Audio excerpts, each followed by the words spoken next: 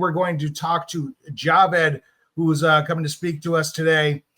He is the CFO and co-founder of cheqd, and they're building an infrastructure to create trust on blockchain, trust in AI. So we're going to bring him on in just a minute. In the meantime, we're going to go ahead and cut to a commercial. So please stay with us, and we will be right with you just after this. Hey there. Welcome back, everyone. Thank you so much for joining with us. I have Javed from cheqd with us. How are you today, Javed? Hi, Justin. I'm good. Thank you. How are you doing? Good. Great to have you on the show. So from what I understand, cheqd is building decentralized identity and trust infrastructure for Web3, AI, and digital economies. Why don't you break down for the folks at home what exactly that means? That's great. Thank you so much, Justin. So as you mentioned, our focus is on building the infrastructure for payments and trust for credentials and the kind of verifiable AI economy. What that essentially means is we've already built a blockchain-based infrastructure for any business or users, digital identity vendors that can come and utilize those tools to immediately be able to issue verifiable credentials. And there are so many different use cases that essentially that could be utilized for. It has examples include, reusable KYC, having digital avatars in games, or even as simple as proving without giving up your identity, proving that you are a human being or proving that you are over 18. And similar type of use cases could be established for the AI economy, where AI agents would need a layer of trust, and our infrastructure could be utilized for that.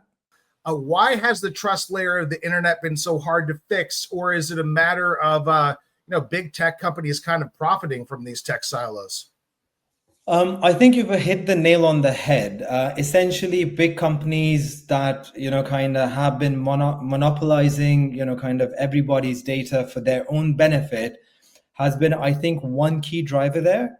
The other potentially key driver is also maybe the lack of a decentralized technology, previously, which was sufficiently efficient to deliver on the promise of decentralized identity. So while digital identity is being controlled and monopolized by these large organizations, and as a result, at the moment, the way the entire ecosystem, or the internet has been set up is each provider has their own method of verifying who we are, our login details, etc., etc. It hasn't been individually led.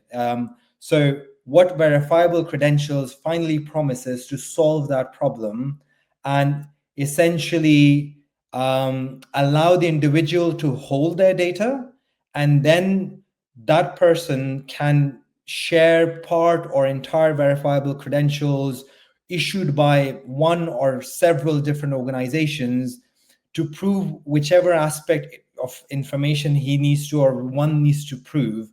So I think it's those two key factors that has essentially stopped us from getting to the ability for an individual to just have their data, the control that they want over their data, and then through that being able to prove whichever aspects based on the need they've got, rather than our data being utilized and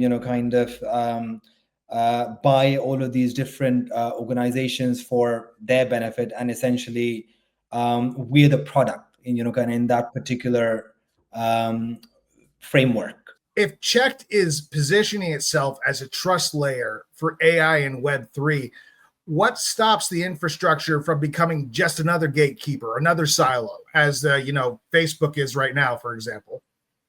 That's a really good question. So I think the key, where there is decentralized identity, right? So essentially, we're offering the tools for any particular ecosystem to issue verifiable credentials, obviously everybody at the end of the day would need, for example, devices or apps and and similar tools that are offered by experts within an industry. So, for example, if we're using a smartphone or a laptop, it's a facilitator, right?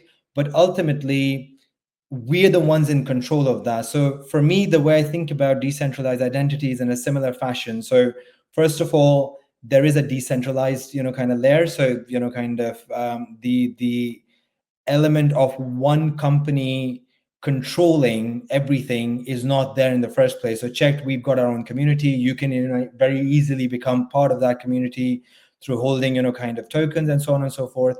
And as a result of that, you can have a say in the future direction of where cheqd goes, for example. But it doesn't stop there. The verifiable credentials that are being supported by or offered by our infrastructure, they are interoperable, kind of across different ecosystems and so on and so forth. So as a result of that, we're really focusing on making sure that we are the facilitators, but not essentially, again, kind of another source of controlling or owning your data. And I think the final piece there is ultimately the individual owns their data. So, kind of no company, including us, ever see or, kind of control the data. cheqd has talked before about monetizing verifiable data. How do you do that artfully? How do you walk that line to keep from turning into a new surveillance economy? How do you respect, the rights of the user to avoid exploitation, especially since we're talking to an audience that already has been burned? I mean, technically, Facebook was always abstracting their data as well. We just found out that they were lying to us, and honestly, it destroyed Facebook's brand. Like it's not. Something that huge isn't just going to go down immediately, but their usership is aging out and is definitely decreasing. I think we're going to see a decline in Facebook over the next 10 years or so. Poor Zuckerberg. So how are you going to do it better this time around? So again, I think the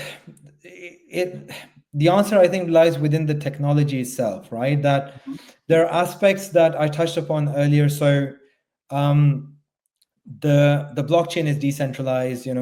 Anybody can participate in the governance of the blockchain, and the tools and the infrastructure that we built, that is open source. So anybody can come and kind of verify the source of the code and how things are largely kind of being operated and done.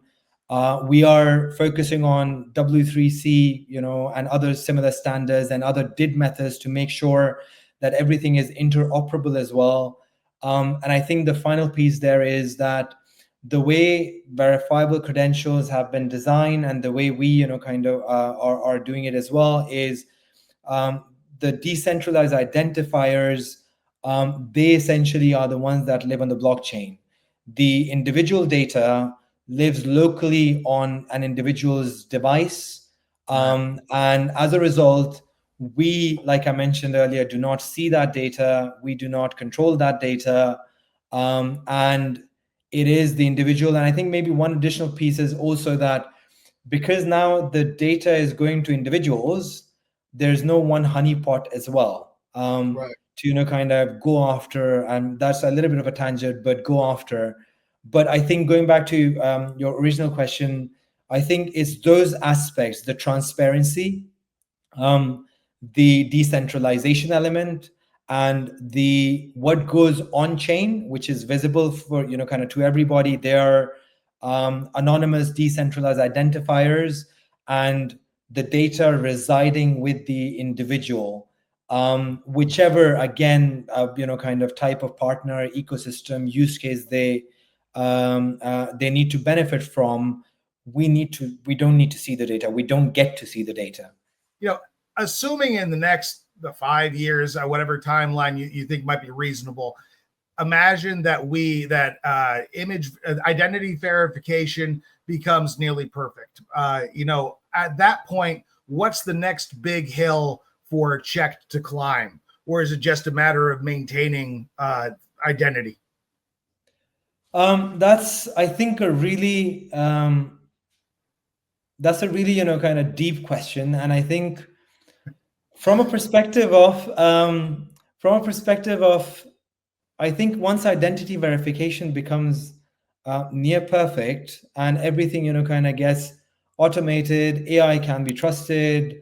I think the next thing for us will be, one, obviously maintaining, you know, kind of the technology and maintaining being cutting edge. AI is evolving at, you know, kind of 1,000% per day pace. So making sure that the technology can serve the AI agentic economy and the wider, you know, kind of content credentials, etc. pieces that we touched upon.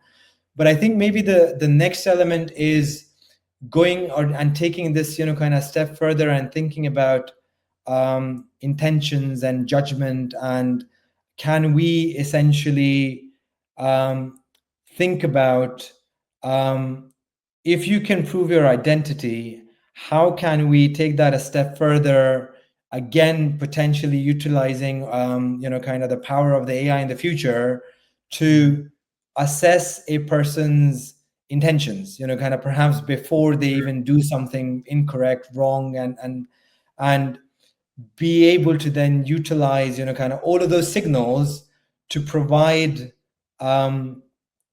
a future score of, you know, kind of what might happen and how could you protect yourself. So I think that would be an interesting thing to explore. But again, you know, kind of it's too far out in the future, and just, you know, kind of a couple of personal thoughts.